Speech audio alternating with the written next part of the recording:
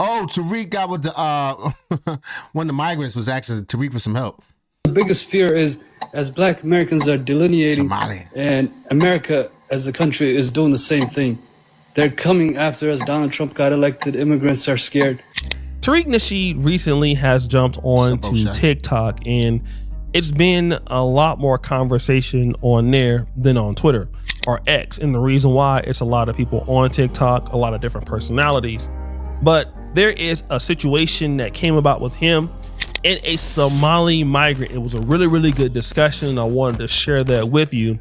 And this Somali migrant is afraid, or he is threatened by the delineation of hashtag FBA, is he being sarcastic? Also known as Black Americans, also known as ADOS, the original African Americans, Negro, all of that. But I want you to hear what he has to say. The biggest fear is as Black Americans are delineating, and America as a country is doing the same thing. They're coming after us. Donald Trump got elected. Immigrants are scared. So now Black Americans are doing their own thing. At the time, we're hoping that they would be standing up for us, what? You know, being part of our coalition. But this is perfectly what, like, Tariq could not have made a more perfect adversary than this. He sounds like he's reading a script from what Tariq would like them to say to him in order to reinforce his point. That's just me. That's just how I see it. Y'all let me know. Yeah, and that's the problem. Okay, so this is important, right? He's afraid of the Black American delineation, which is very, very interesting because he's talking about this. I'm very afraid about this. We thought that Black Americans would be standing up for us. This is important to know. Now, a lot of the immigrant groups from Africa, the Caribbean, but you know, a lot of these guys come over and they just kind of use. You ever walk past them like in a store or down the street or something like that? They don't even say hello or speak or nothing. They look down or away. They get busy all of a sudden, get on their phone. To somebody standing up for them. But the problem is they don't understand this idea of reciprocity. Reciprocity works just like a bank account. Watch my back. You can only pull out what you give in. Now, if you don't invest into people, you don't get anything back.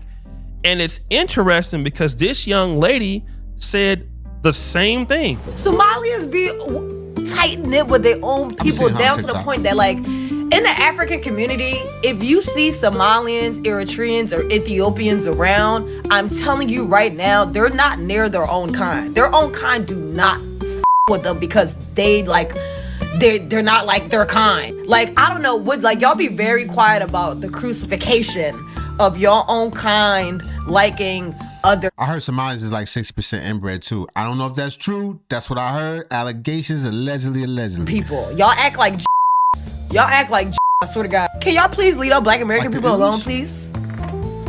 Asking people for what? Y'all taking money, y'all sending money to the terrorist people down there. People need to understand that America is the only place where we can all come together and still be segregated.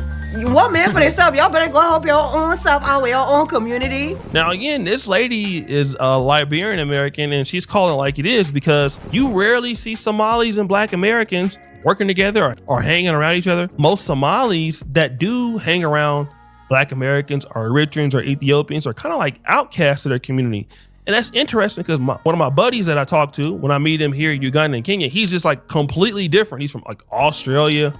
He drinks rum and shit. I mean, he's Somali, but he's just like, I mean, he might as well be from Compton or something like that. Like, that's how he's not with him. He is. He's completely different from like his community in the most sense, right? So he is more or less feels more comfortable. They're what you call a closed community. That's why I say like the ooze. Around hanging Black Americans. You always get somebody like that in the white community. You always get that one Hispanic, and you always get one or two like that, you know, whether they're Arab or, you know, or Egyptian or whatever, or Somalis. But again, this is what happens. You don't have any investment into anybody. And then when you need something or a favor, well, you've been so locked away over there by yourself. Now you need some help. Let's get back into the video. That's the problem. We don't know what to do now. Yeah, because we told people, they kept telling us, well, you FBS don't work hard. You don't work. We came over with $2 and we were this, and y'all need to learn from us. It got real bad. Learn how to steal. People got very arrogant And even Jamaicans, they still do it. They still tell us, oh, don't come to Jamaica. Oh, don't do this. You are entitled. And y'all were telling us all of this stuff about how hard you work and how lazy we were. And we said, okay, well, handle your business then. Right. And now people don't like it. And can I say something? Do you know, I think that's why a lot of immigrants are running for office. There's a lot of Somalis in Minnesota, the New York mayor, because I think they're scared now since that, the current political system in America, and maybe black Americans are not as supportive anymore. So this is Somali guy admitting that at a certain time, black Americans were supportive, but they're not supportive. What he's saying is just too perfect. It's too perfect. That's just me. I'm a skeptic, y'all. I don't ever believe nothing. What he's saying is too perfect. What he's saying is accurate and probably true and all that. But it sounds like if Tariq hired somebody to give what he thought that the Somalians think, this would be what they would say. You understand what I'm saying? I'm not saying it's inaccurate. Can y'all feel me? I'm a skeptical person, man. Here we go. Anymore. And Tariq is giving him some, examples of things that may have turned off the black community. But this guy is saying this is why Somalis want power, because they understand that if they don't have power, they don't really have that support system at all. Okay. And that's one thing to understand. But let's continue. So they feel like they have to fight for themselves. They have to have a presence, or else it's over for immigrants here. Yeah, and that ain't working because they ain't getting elected. A lot of them are not getting elected like that. It's like Winston Sears, like your boy out there in Minnesota, Fatah, whatever his name is. Yeah. He got washed, so it ain't really working out like they wanted to work out. So, hey, man, it's cats should have really checked themselves with the disrespect. So this is a good conversation between Tariq and the Somali community. I think all of our conversations can be like this, okay? But what the next part is really interesting. So how about we have a restart, man? Black Americans and black immigrants. He want to get back friends. Just by he going.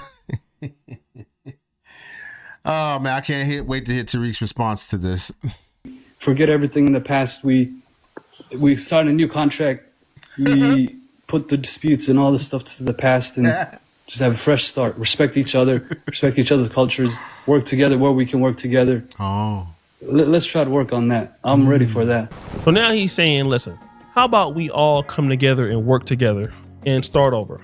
Now, obviously, you have had no interest in black Americans before, but now you're saying this. But see, here's the problem with other immigrants, and this is why, like in the diaspora, we have to work hard to become valuable to each other. So many people are in the African diaspora, whether it's Somali migrants or you have Kenyans in the diaspora, Ugandans in the diaspora, black Americans in the diaspora.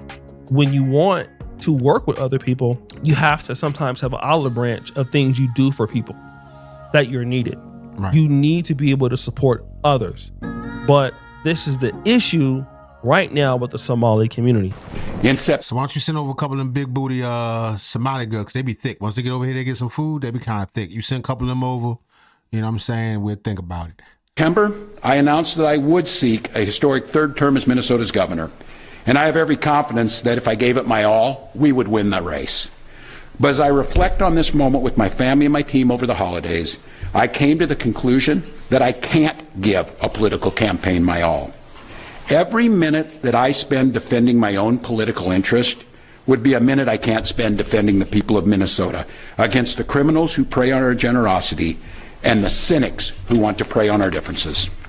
So I've decided to step out of this race, and I'll let others worry about the election while I focus on the work that's in front of me for the next year. So that was the governor, Tim Walz. The governor, Tim Walz, basically has been under so much heat and so much scrutiny because of the situation with the fraud, the tax care fraud, the Somali fraud, and all of this. Right. So what has happened? Did you let happen, Tim Walz, who was just recently running for president as vice president with Kamala Harris, has seen his political career be destroyed in almost 2 years. And so if it's too expensive for Tim Walz to work with you, it's too because they was planning to bring in more Somalis. See, if Kamala would have won, they could have left the gate open and would have been full of Somalis by now. They could have voted, spread it out across the country. expensive for anybody else to work with you, right? And that's the problem when you want to come to the table and say, well, what about giving it a shot? No, like people rarely forget. And I don't understand this guy. He's a Somali guy. And let's just forget everything. Well, if his community was mistreated by Black Americans, they would never forgive it, right? They would never forgive that. They would never just let bygones be bygones. They don't even like each other. And the unfortunate thing is most Black people don't even like each other. Like even in Somalia, it's like two kinds of Somalians. It's like the curly hair, big eyed Diddy looking ones, and then it's like regular Black looking ones and Bantu Somalians or something like that. Like human beings have a hard time getting along, and Black people, after everything we have suffered and the different forces that have pitted us against one another, we don't like a lot of people, but there's nobody we hate more than ourselves. That's it on this. This is getting on my nerves. Next story. Mic check.